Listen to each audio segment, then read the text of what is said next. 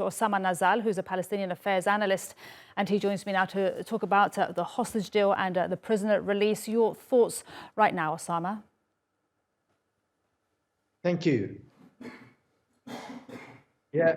Now the families of the Palestinian prisoners who are expected to be released have gone to Ofar prison area, which is an area close to the city of Ramallah in the middle of the West Bank.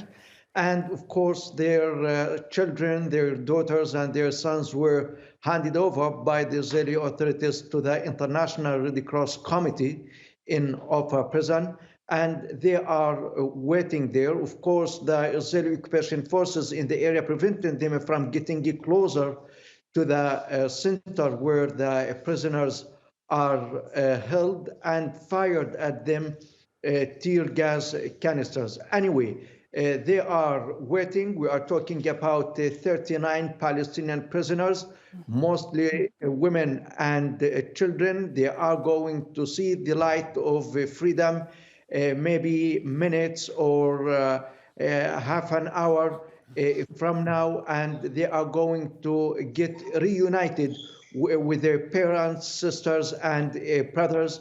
Especially some of them have been away from their families, suffering the darkness of the Israeli dungeons and the solitary confinement for months and some for years. So we are waiting to see how this kind of reunion is going to be seen in the occupied Palestinian territory. And Osama, would you say, well, who would you say has the upper hand right now in these negotiations that are taking place in Qatar? Is it Hamas? Is it the Israeli government? It depends on the goals that were set by the Israeli war government from day one of the aggression on Gaza, as Israel refused any negotiations with the Palestinian resistance in Gaza, and the Israeli military echelon announced that they are going to free the Israeli captives through the military means and through attacking the area where they are located, according to the Israeli military statements from the start of the war. Now we are talking about the 48th day of the every minute bombarding of every area of Gaza, whether in the north or the south, hitting the hospitals, the mosques, the churches, the civilians, everything in Gaza.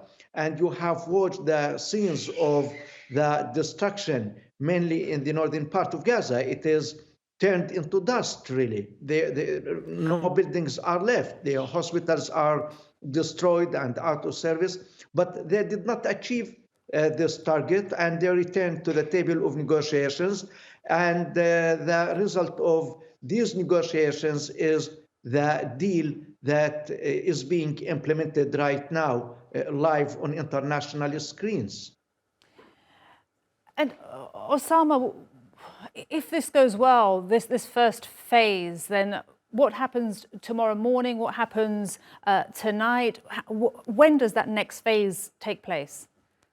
Yeah, according to the statements from some officials involved, whether from the Qatari officials, from the Egyptians, from members of Hamas movement in Qatar, they all expressed hope that this truce would not end on the fourth day, but it would be extended in order to give hope for the release of other Palestinian prisoners and other Israeli captives held by the Palestinian resistance in Gaza. Now we are talking about 150 Palestinian prisoners to be released and 50 of the Israeli and Israelis who have international passport. We are talking about 50 of them. This might be elaborated on, built on, to release another 50 Israeli captives and another 300 Palestinian captives. All that depends on the field and on how Israel is going to act within these 4 days.